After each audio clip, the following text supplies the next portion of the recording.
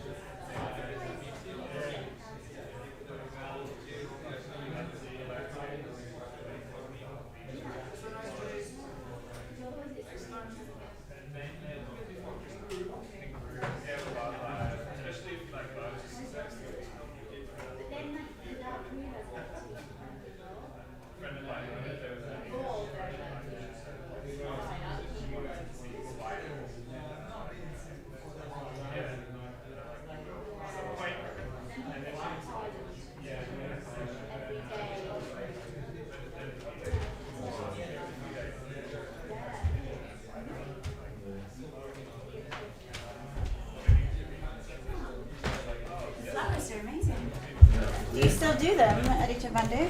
I do, but it was actually here that week. Under my tutelage. I just couldn't be bothered to do that. He wanted to do them, so I was like, oh, you do them.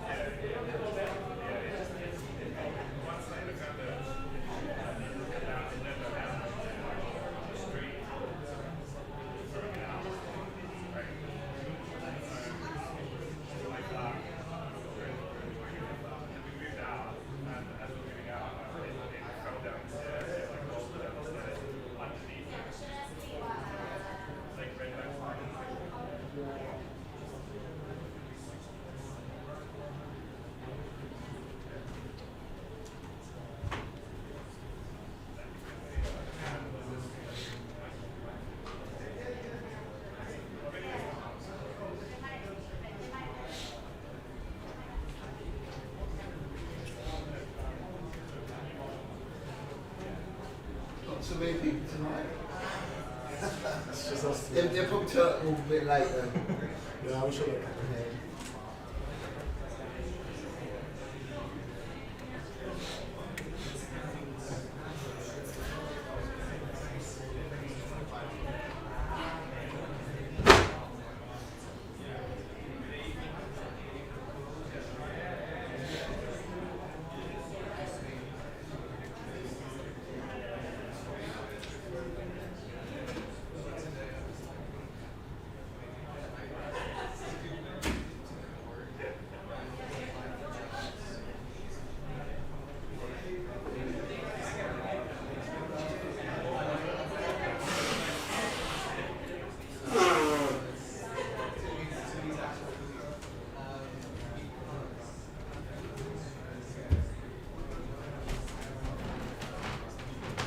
You're in.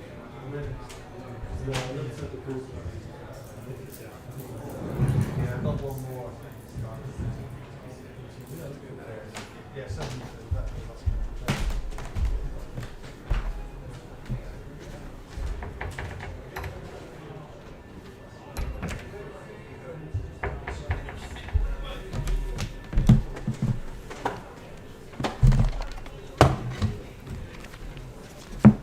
That's the bell.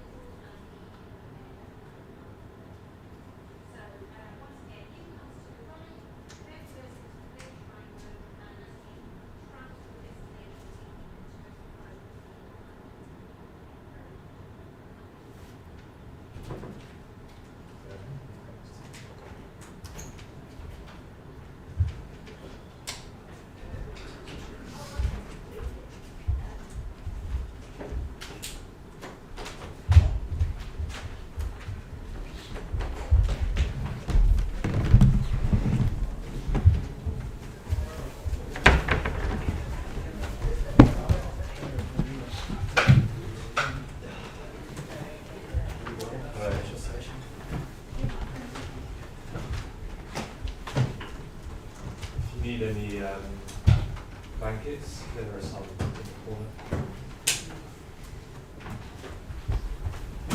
It's not that cold in here. That's alright.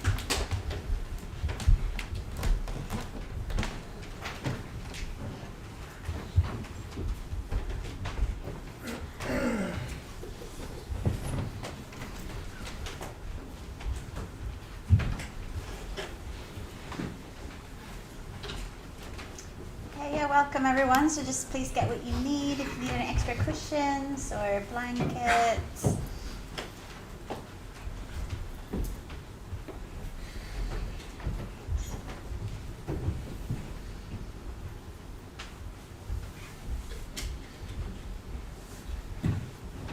Okay, don't get too comfortable because in about 20 seconds we're going to salute the shrine. I'm just waiting for you all to get what you need, so you can stand up when you're ready.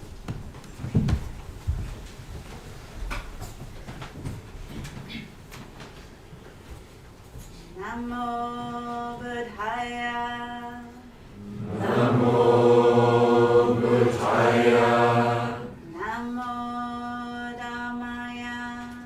Namo Dhammaya. Namo Sanghaya. Namo Sanghaya. Namo Namah. Namo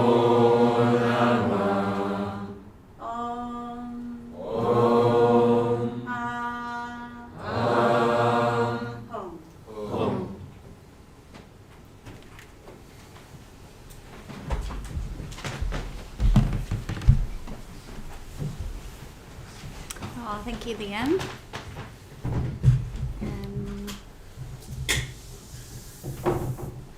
Great, thank you.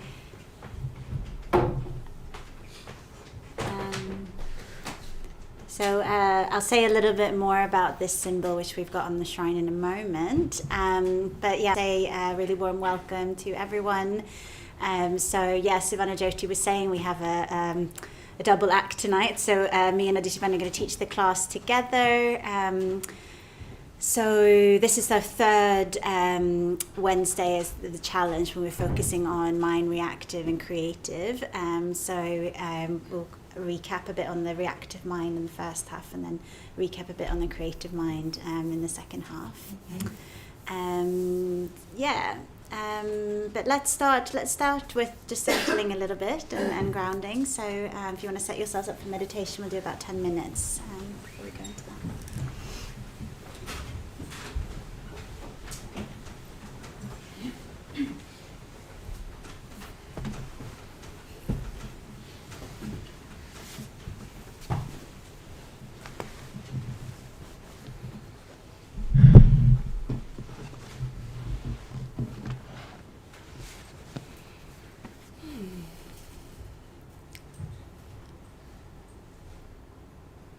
So you can start with taking a few deeper breaths, breathing all the way down into the belly, allowing the lungs to expand. And as you breathe out, seeing if you can just allow the weight of the body to drop down into the cushions, into the support of the mat. Let's do this a couple of times. Deep breath. Using the full capacity of the lungs. And as you breathe out, just dropping your weight, dropping the shoulders, and dropping the jaw. Very important.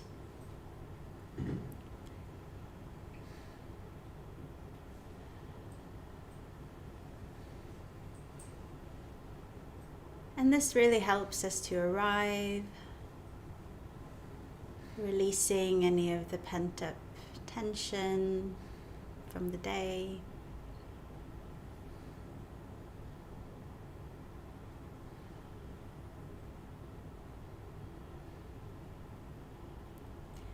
And feeling into the places where the body is making contact with the mat, with the cushions.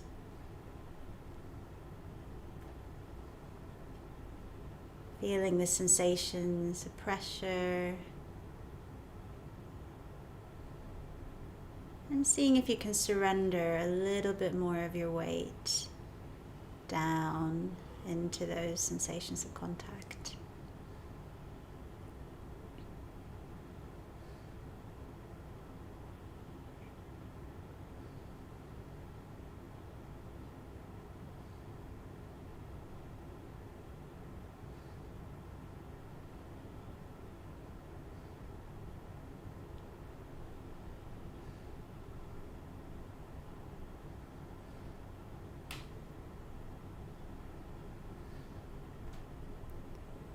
Softening around the brow, around the eyes.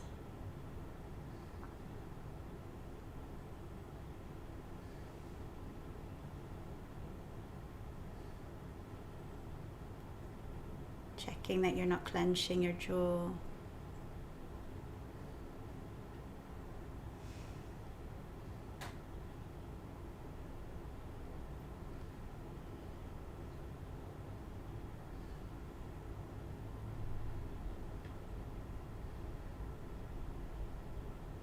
Seeing if it's possible to allow the shoulders to come away from the ears.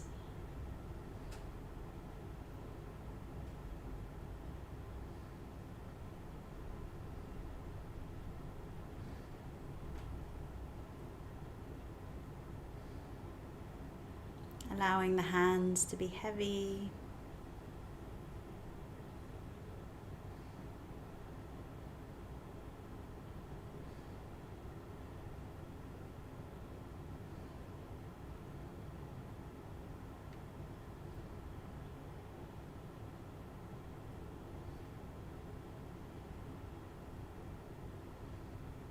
And often we find ourselves gripping almost unconsciously in the thighs, seeing if we can Really invite the thighs to relax and release.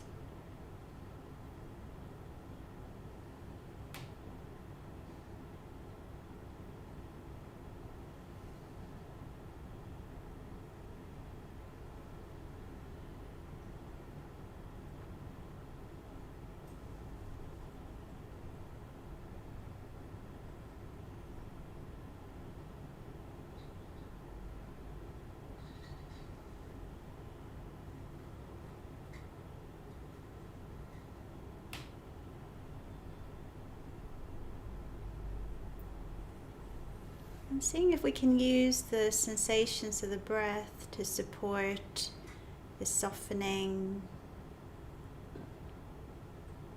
So breathing into any areas of tension, creating space. And as you breathe out, inviting, softening, letting go.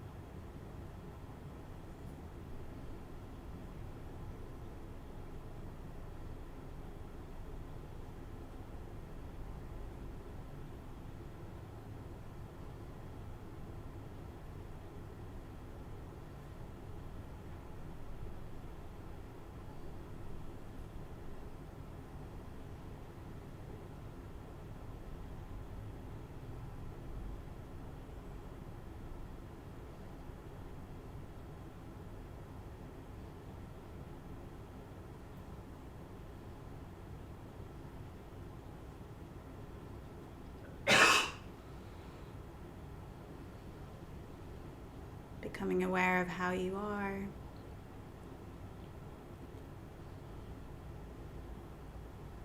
What's the emotional backdrop to your experience at this moment?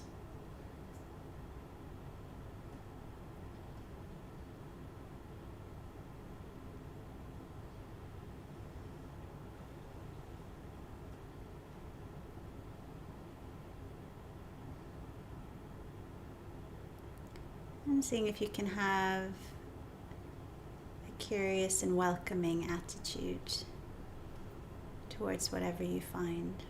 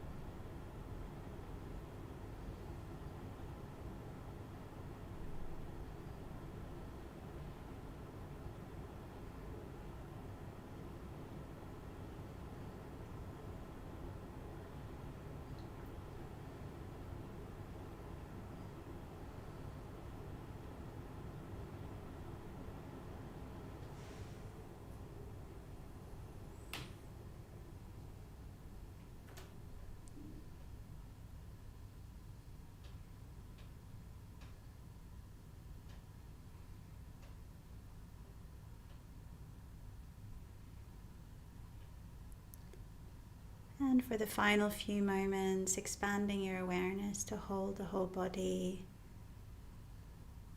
feeling the body from the inside.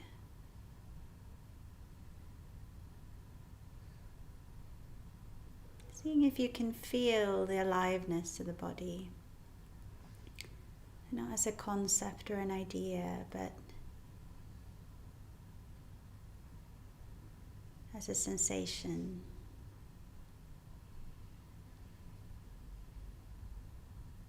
This background hum of aliveness, all the trillions of cells working away.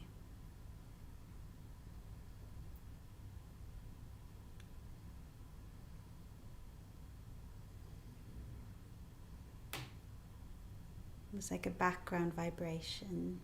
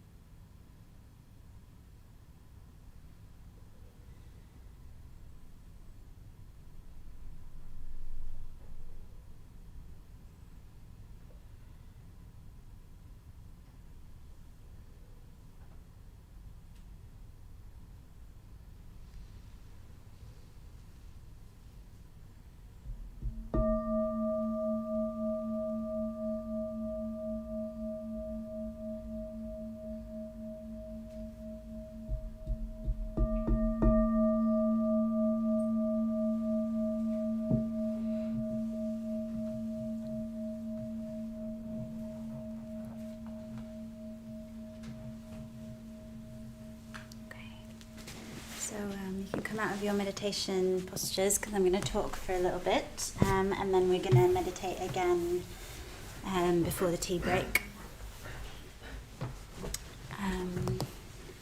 So can I just get a show of hands who was here last week? Oh, great. Quite a few of you. Good. Okay. And the first week as well? Yeah, some of you. Well done, everyone. Great. Because we're going to be building on, we're going to repeat a few things, but we're going to mostly kind of build on what we've been talking about already. So, so the first week Aditya Bandhu introduced the reactive mind, and I kind of mentioned that a bit last week as well. And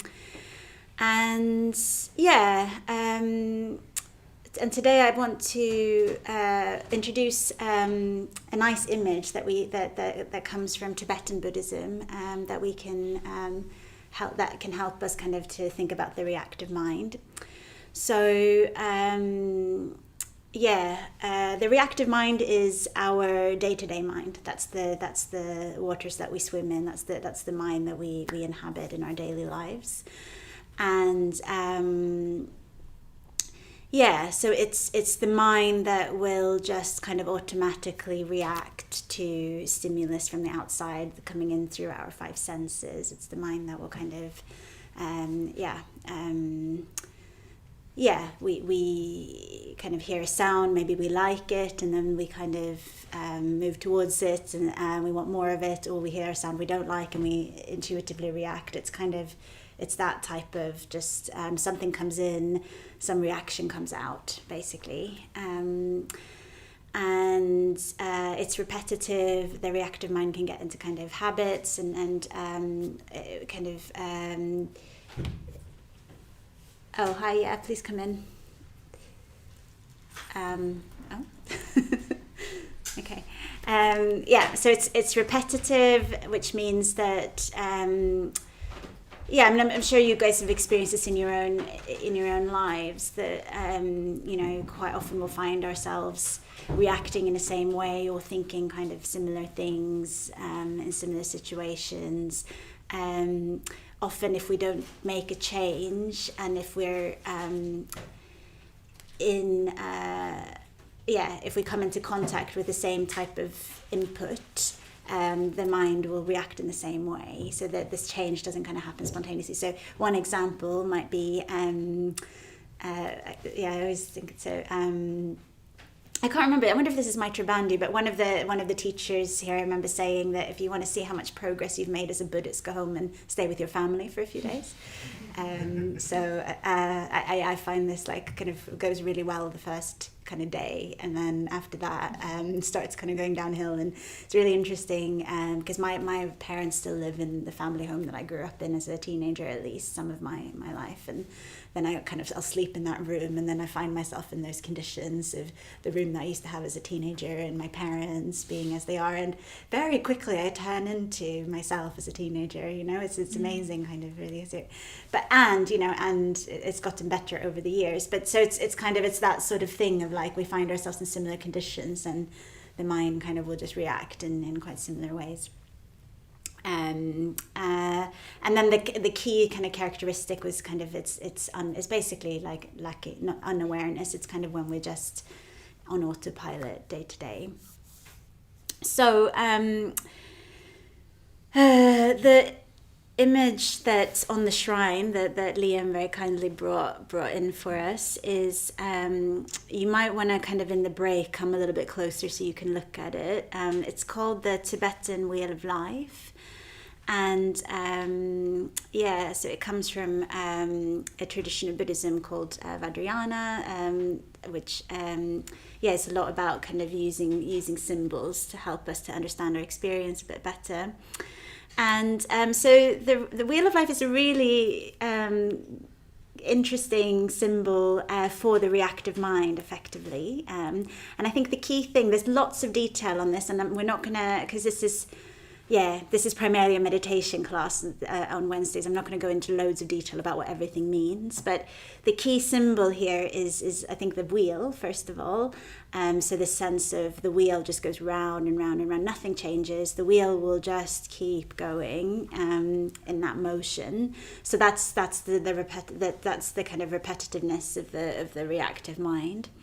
And what's driving the wheel, what's at the center of the wheel of life, is three animals.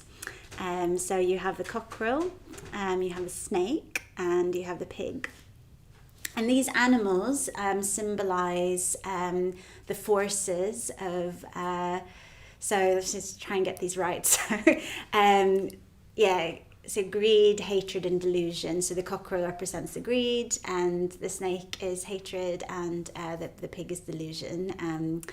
Don't worry too much about why, but the point is that they're all biting each other's tails. So greed leads to hatred, hatred leads to delusion, delusion leads to greed, and then kind of round and round and round. And this is this kind of the spoke of it. So they're just kind of in the hub. They're just making the wheel turn round and round and round and round and round.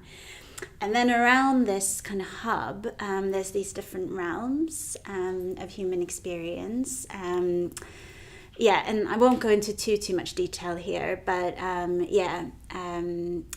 basically what it's saying is that we might have kind of inhabit different realms as human beings. So one of the realms is the God realm, which is kind of when everything is going right for us in our lives. Like we've gotten what we wanted, we have the job that we wanted, or we sort of got the partner that we want, like things are just kind of going our way, and we're enjoying life, we're having a pleasant experience of life. So this is part of, this will happen from time to time, and sometimes we're in those periods for longer or shorter.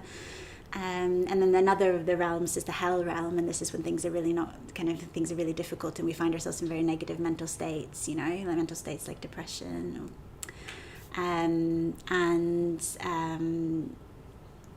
we have kind of the animal realm, when we're just kind of looking for pursuit of like basic pleasures, food, sex, etc. We have the hungry ghost realm, which is when this kind of we're stuck in craving or kind of the hungry ghosts. It's a really interesting image. So they're consuming lots of things, but they never get full.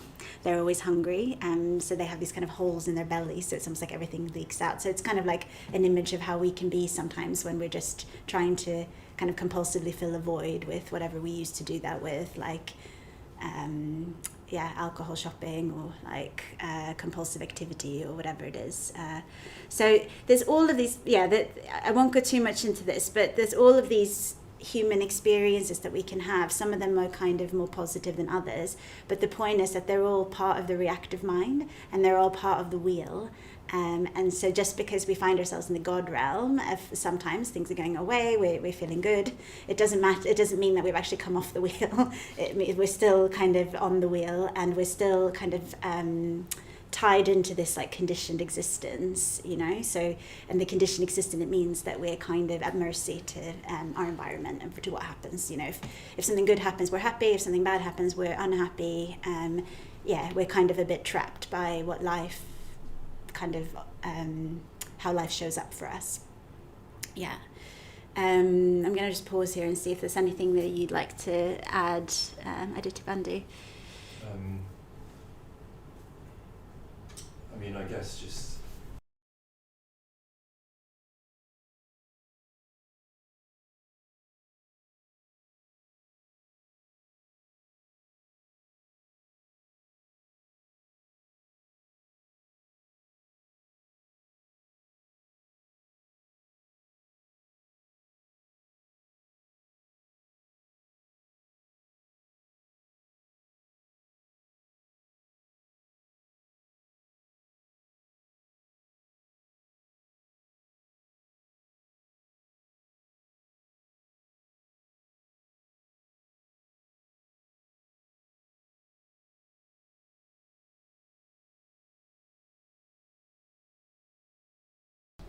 At the same time, this is an image and a symbol.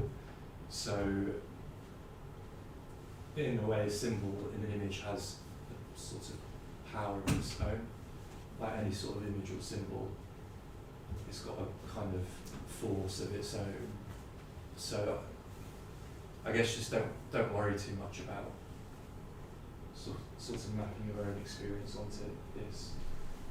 I think one of the things with practicing meditation, one of the things with going deeper into your own sort of inner world, is you start to sort of find symbols that are corresponding to your own experience, sort of deeper symbols, images that you can resonate with, and you don't really know why, basically. Sort of, you can't really explain it, it's sort of beyond the rational. So we will explain, you can explain again, we'll talk a bit more about it, but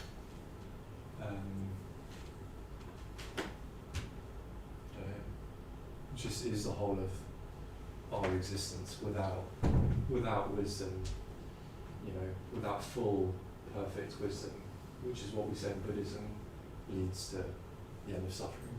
Mm. So yeah, just to say a little bit of, I guess, just about imagery, symbolism. It will have an effect. Just see what you respond to. You don't necessarily, you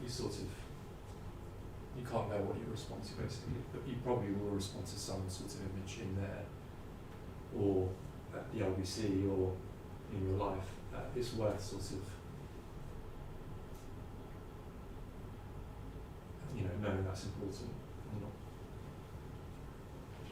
not trying to figure it all out in your head or something. Mm. A lot of these reactions are actually, we can't really do anything about, because if we could, we just wouldn't do it. If we could, we would be fine and enlightened. A lot of what goes on is sort of not within our conscious awareness. And when we meditate, we bring what's out of our awareness into our awareness. That's part of what we do in meditation. We bring what's not conscious into the light of consciousness, and then that can transform. So a lot of that is this. A lot of what's our reactions, our unconscious, our suffering, the suffering we cause ourselves, is sort of unconscious, and we're just trying to become more aware of it. Mm. And then just lastly as well, for me, just thinking about how this is affecting me, and I always talk about my class sort of conditioning, growing up working class and feeling basically sort of beneath people in a certain sense, and not knowing, that's sort of how I saw the world, this sort of reaction. And it's not something that I could just get rid of. I sort of knew it was there. I kind of had an inkling that's something not quite right with how I'm, reacting when I interact with someone who's of a different class. It's quite a deep thing. We've all got those sorts of reactions that are quite deep. We've got superficial reactions, we've got quite deep reactions. And then only after practice, only after a lot of intentional practice, meditation, but also having friends who are trying to do the same kind of thing, that's when that can actually come up into the light of day and transform. So yeah, it does go pretty sort of deep.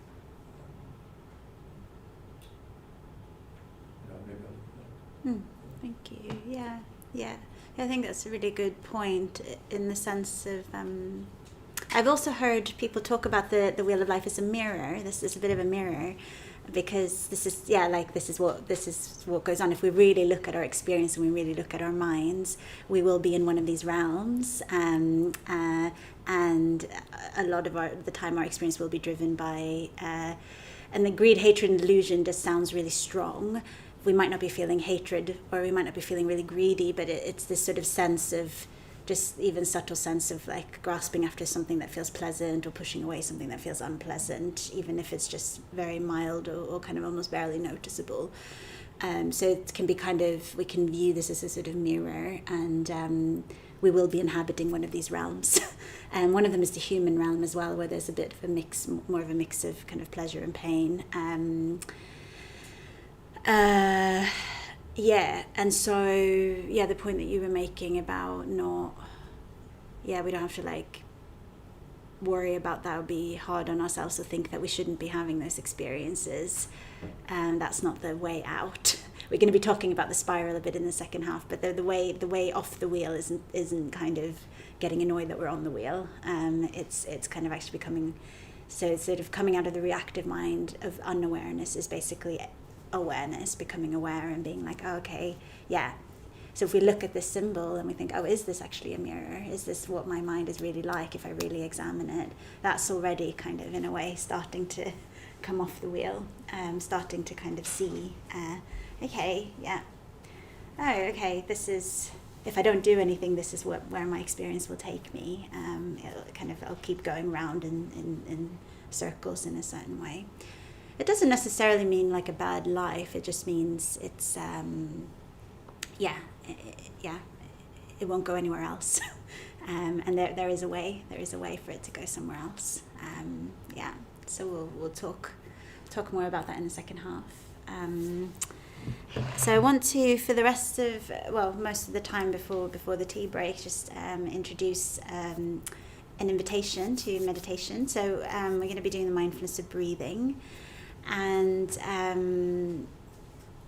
I suppose the first thing is just to become aware of, just being really honest with yourself. Like, where is my mind, right now?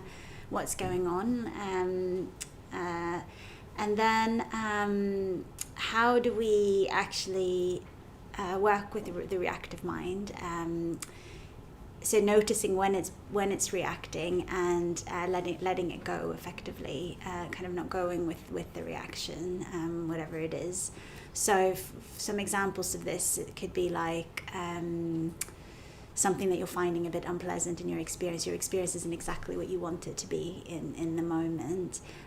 So trying to notice, okay, is there some of those, kind of, if we look at the hub of the wheel, is there some aversion in my experience? Can I actually just welcome my experience? Or am I clinging to something? Am I wanting a certain outcome? Can I let go of that? So you can really, like, just by focusing on those kind of, the hub of the wheel, those three kind of animals fighting each other's tails, we can really kind of think about starting to undo, almost like imagining unbiting, or like starting to kind of loosen around some of those things. So being really honest about what's going on in your mind. Where's your mind at? Are we in negative mental states? Not kind of being annoyed or pushing those away, not blaming ourselves, not blaming other people. If we're enjoying it, are we grasping that experience? Kind of trying to kind of just be, just kind of starting to notice what your mind's getting up to, and seeing if you can let go, that image of letting go as much as possible, whether it's letting go of a story or letting go of some physical tension in the body. Does that sound all right? Yeah? Okay, great. So let's meditate for, let's do about 20 minutes. And I'll ring the bell for the stages of the mindfulness of breathing.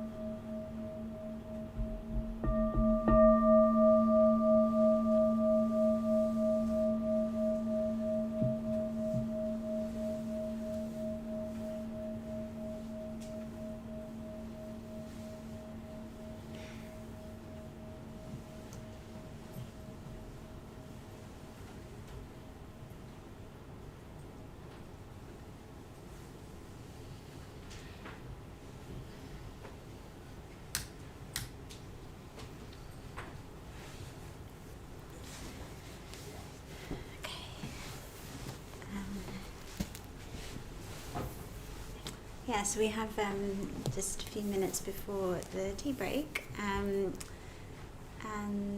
I think what can be kind of helpful as well when we're trying to become aware of what's going on in our minds is after we've meditated to actually sort of what happened there? So I'm just going to invite you to go into pairs or groups of threes, and just to say, what you know, to say something about what you noticed in your meditation. Did you notice any aspect of that kind of the reactive mind? Did that fit with your experience? That sense of the hub, kind of greed, hatred, and delusion driving our experience. Was there moments of letting go? Just sort of, sharing anything that you noticed. Let's go into groups of 2 or 3.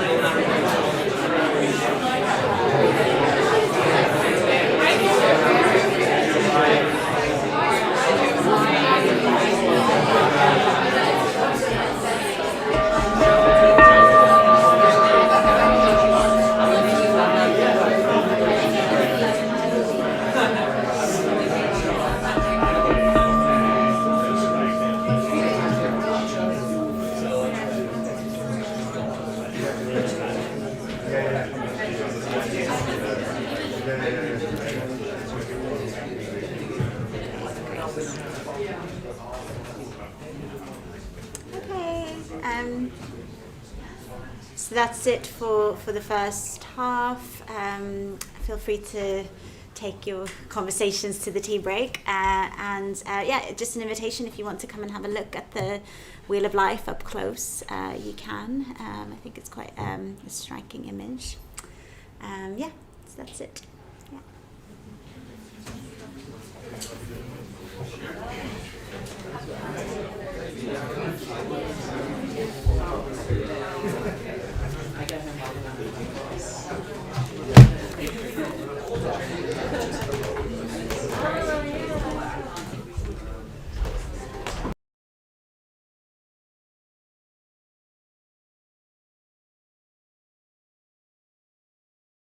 No, it's working now. I know it's working. Did you do anything?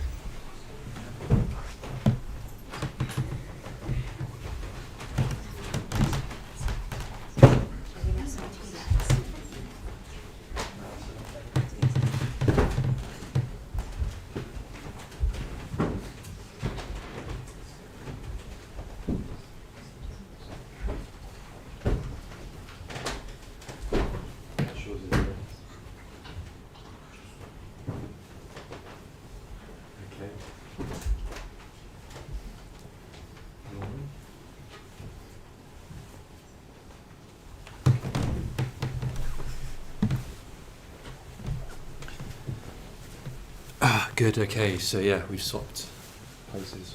Wow, really far back here. Okay.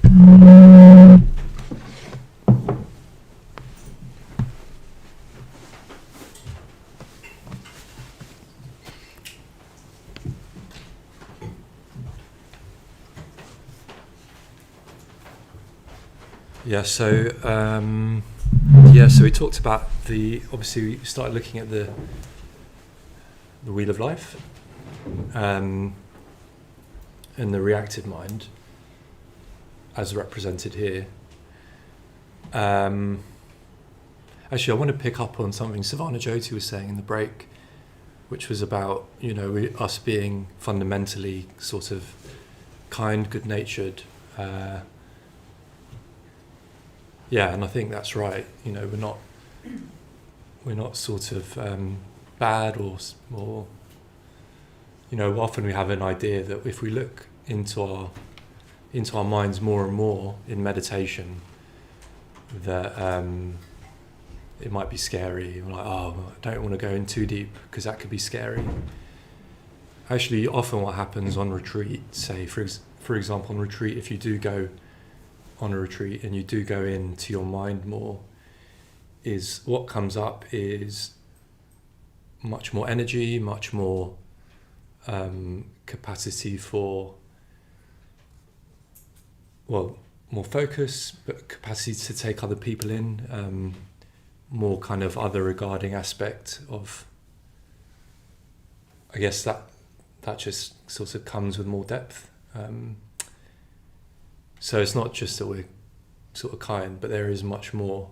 Actually, Bhante Sangharajta, who founded our movement, my teacher, he said that he thinks we don't tap into, nearly, I think he said like 10% of our potential.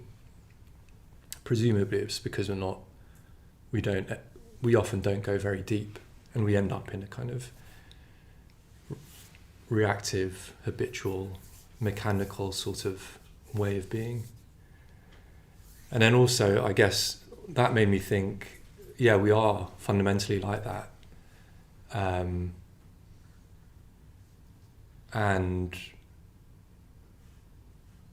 we still have the reactive mind, and we might experience a kind of our habitual mental states all the time because they're habitual. We might think, we are kind, but I'm not actually experiencing that. So we do have to take responsibility for that as well. The problem with thinking that we are just fundamentally kind is that what can happen is then we think that the world out there is what's getting in the way of us being fundamentally kind. It's like, I know I am like that deep down, but if it wasn't for this thing that happened or that person that got in the way, we start to create this world where,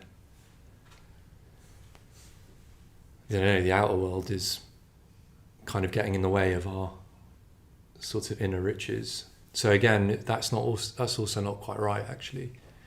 So we do have to take responsibility for our lives. We have to take responsibility for our mental states. And what we're bringing to the situation.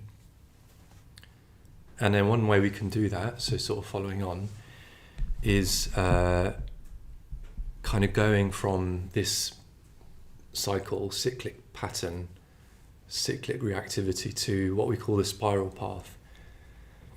Now, the spiral path you won't see on there. You're not going to see that illustrated on here, but I'll just very briefly talk about what it is.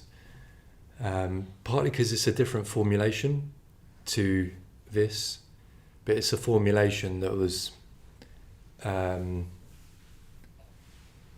it's a traditional formulation, from a female disciple of the Buddha, Dhammadinna, who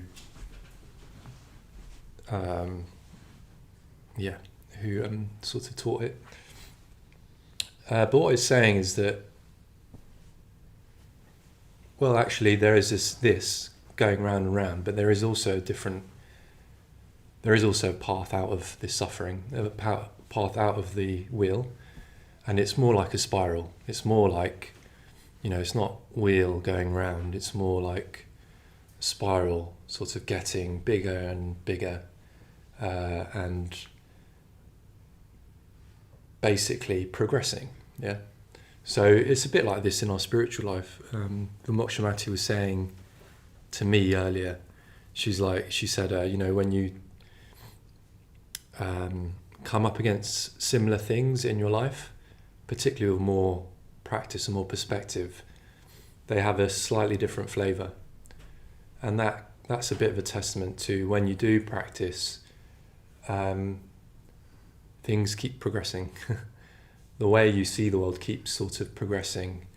You sort of start to understand yourself more, and this sort of spiral is what leads ultimately to enlightenment.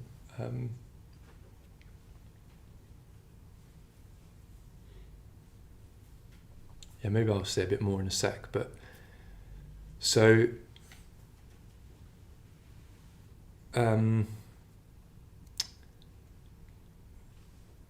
so basically what we say is, the traditional kind of exposition is that what happens in any given moment is that we have this external stimulus, might be we see something, we smell something, through the senses, so through the 6 senses, the 5 regular senses, and the 6th sense being the mind. So that can be an external stimulus, or a stimulus might be a kind of,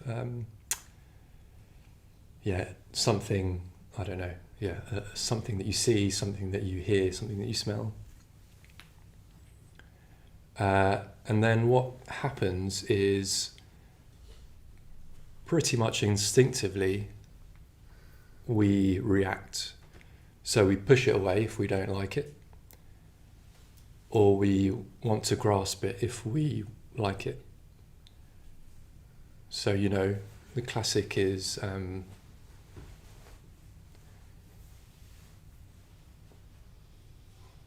someone comes into a room and you don't like them. You get that sense of, you're not physically, obviously, you're literally pushing them away, but there's a sense in your mind of sort of pushing them away, pushing the experience away. We sort of can't quite bear just being with it, so we sort of push it away. Yeah, we sort of push our experience away.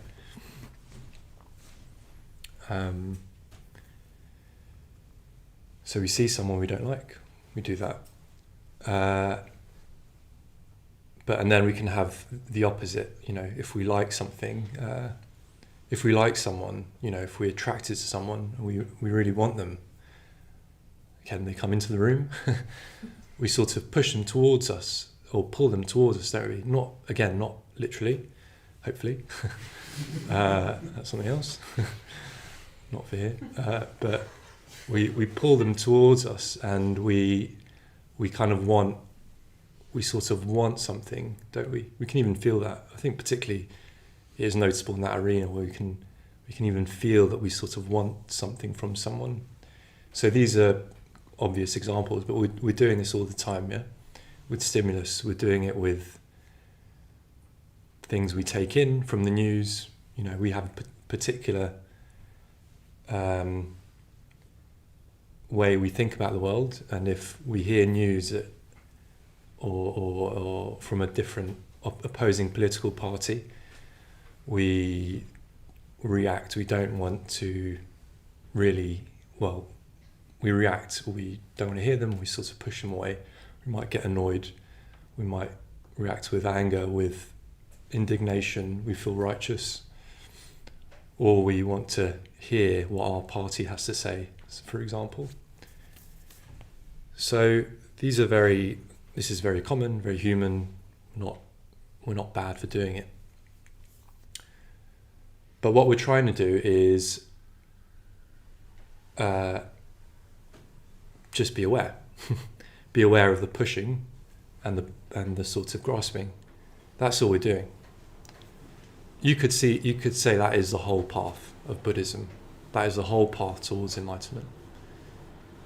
You're being aware of that, and that's quite hard because they can seem so. This might not be a word, but it's close to what I mean. Coterminous, is that right? I got that right? Yeah. So they can seem so sort of attached to each other, basically like the thing that I see is making me react like that. There's like no space between the two. So then we get into stories, we get into blame, we get into neurotic craving, and we can't actually see that we've created this basically ourselves. So we're trying to take responsibility for that in our lives. That is the basic Buddhist teaching. Yeah, that's the basic Buddhist teaching. We're taking responsibility for our lives.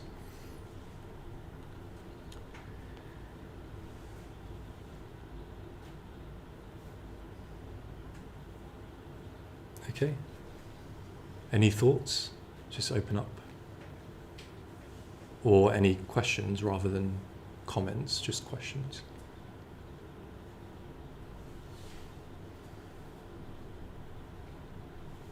Okay.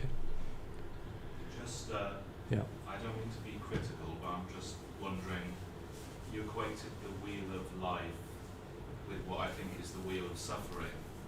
But isn't the point of the spiral path to get us to different zones of the wheel of life? So the wheel of life is, as I said, they're actually two different things. So that you wouldn't traditionally find those two models together. So no, the spiral is taking us away from the wheel. We keep ourselves in the wheel, and we often visit different sections, particularly ones that we're familiar with. We might be familiar with the kind of God realm, making things very comfortable for ourselves. We might wish we were in the God realm. We might be more in the hell realm, where things just don't seem like there's no way out. No, the spiral is sort of leading us away from the wheel towards something more. Yeah. Maybe I'll pause, see if you've got anything to add to that. Yeah.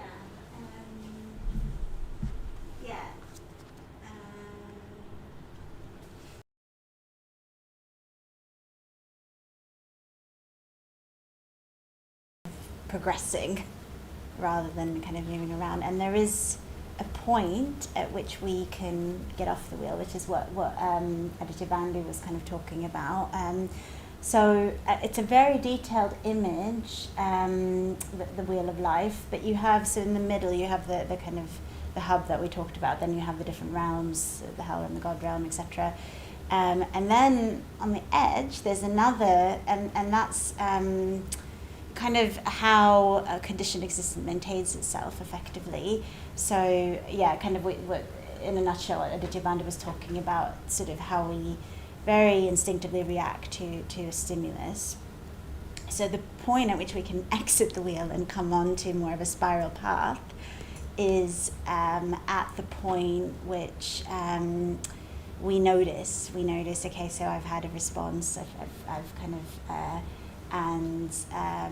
we bring awareness to that, and we choose to kind of act more creatively rather than repeat the kind of same pattern.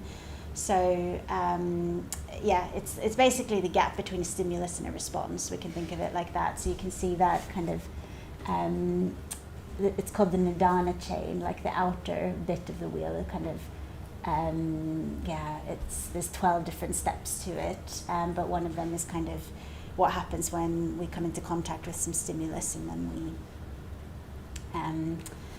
so they are, you're right, Aditya Bandhu is right in that they are kind of different models, but they do also kind of relate in the sense of the spiral is another model which explains what happens when we manage to exit the cyclical. Does that make sense? Yeah. Both things do. Yeah.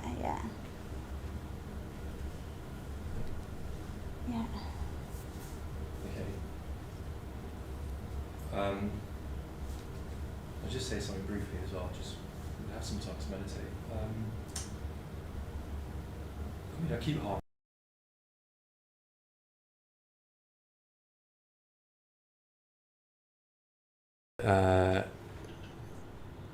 when you have, when that stimulus comes in, often we react. And if we're able to not react, if we're able to just let the stimulus come in, feel that push or pushing away or that grasping towards, even sort of feel it in our bones, that kind of sense of pulling. If we're able to not react to that, if we're able to see it and let it go, take responsibility for it, let it go, then it transforms, towards enlightenment. Great, that's fine. The problem is, we could think that that's just the good, okay, now this is what I have to do now. I'll just take what I've said in this session and I'll just go all the way to enlightenment. But it's not going to happen. It's just not going to happen, because we can do that on a certain level, even kind of, we can apply that sort of technique a bit, and we might have success, and then we reach a plateau, because to get to a point where we don't have any hatred, any delusion, any greed, we need to transform the whole of ourselves. And as I said, a lot of it's unconscious. We need to get, I guess what I'm trying to say is that we need to transform our whole life rather than just have a technique that is going to do it. Because let's be honest, the technique will work a handful of times.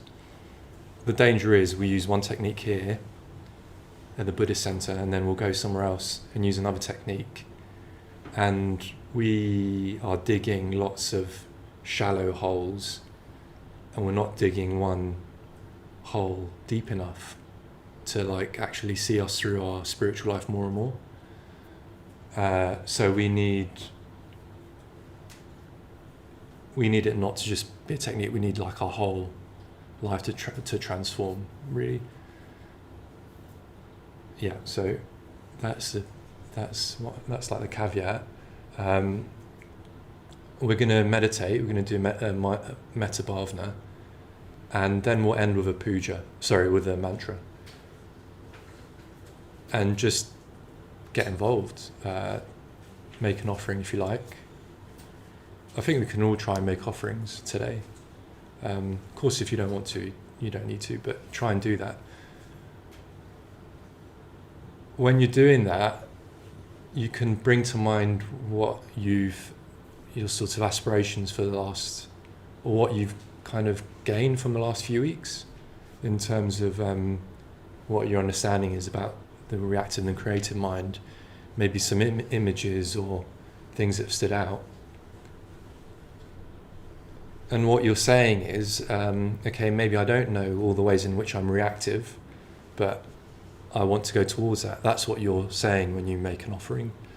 You're not saying, the Buddha isn't a god, so you're not saying, I'm lowly creature. You're just saying there is something more. So in a way, the way into the wheel of life and understanding it more and more is, sort of, in a way saying that I don't quite know what that means, basically. And I sort of kind of get it. I suffer and I'm trying to understand. And, I suffer in all these ways and I'm trying to, transform that. I mean, when I was doing this meditation in the first half, actually what came to mind was, I was quite distracted, I was quite tired, so I was kind of asleep most of it, but when I wasn't asleep, what came to mind was I was remembering just the way that I'd been basically not the best, not in the best form with my family. I was with them on the weekend, and it was just a sense of a bit of remorse, so that's a shame. And that's good, yeah? So it doesn't mean, I thought that was good. Because we're doing that exercise, and it wasn't like, I need to,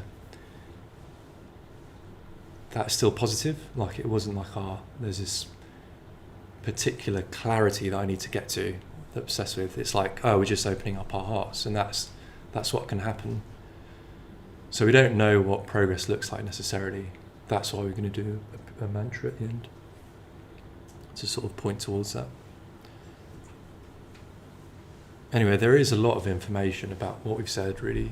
You might not understand, but you can talk to us at the end, and you can get this, and it's in the bookshop. And I've been looking at this for years and years. I still don't really get it to its depths. So yeah. Okay, so yeah, we'll do the Metta Bhavana, and then at the end we'll just go straight into a mantra, which Vimokshamati will lead. Yeah. It's related to what you were saying. I was thinking actually the first stage of the spiral path is dukkha. Actually, it's suffering, and it relates to what you were talking about in your meditation. Like, if we actually feel into our experience as it is, and we're actually like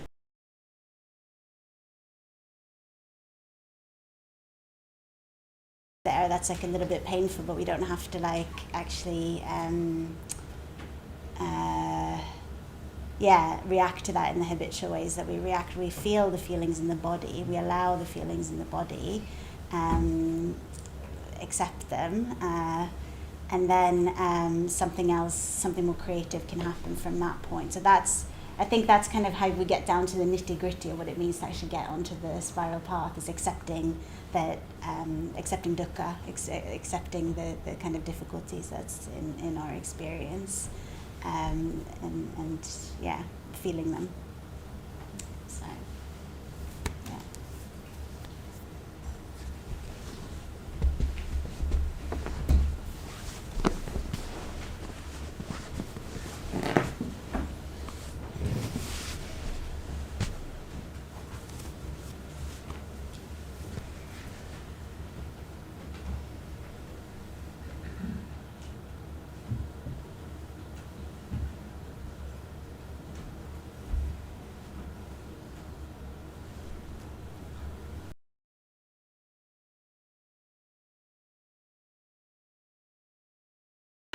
So getting ready for meditation. And we'll chant the Padmasambhava mantra. And it's evoking energy. Energy to break through our reactive mind.